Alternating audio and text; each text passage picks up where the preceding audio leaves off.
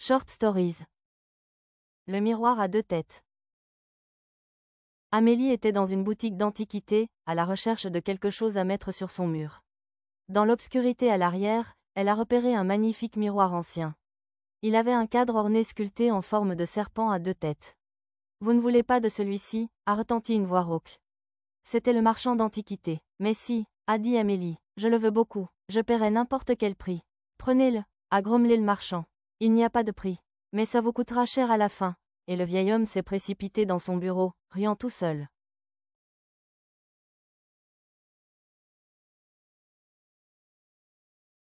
Amélie avait rencontré beaucoup de marchands d'antiquités.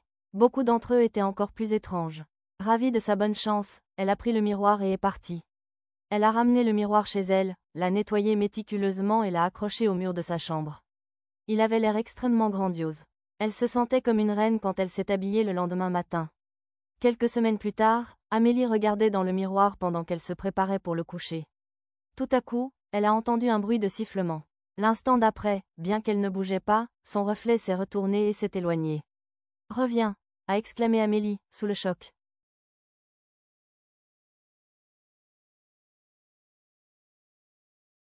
Son reflet a sursauté de peur et s'est retourné.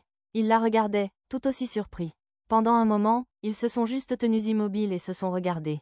« Qui es-tu » a demandé Amélie. « Je suis moi » a dit son reflet. « Je suis Amélie. »« Non, je suis Amélie » a insisté Amélie. « Tu es mon reflet. »« Je ne veux pas être impolie » a dit son reflet, mais c'est complètement absurde.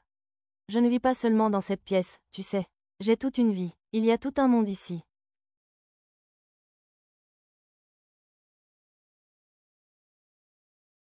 Eh bien, ici aussi, a dit Amélie. Mais ta vie n'est qu'un reflet de la mienne. Tu n'existais pas avant que je n'accroche le miroir sur mon mur.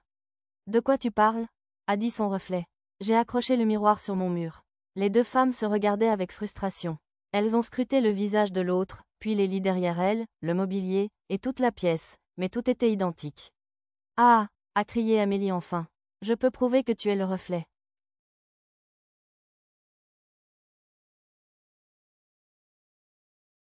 Ah vraiment ? Son reflet a croisé ses bras. Oui, je peux voir l'horloge sur ton mur. Le chiffre 1 est à droite du chiffre 12. Comme dans un miroir, son reflet a réfléchi à cela. Puis il a souri, a pris un gros livre et l'a lancé sur le miroir. Amélie a soupiré. Elle a ramassé les morceaux de verre et les a jetés dans la poubelle.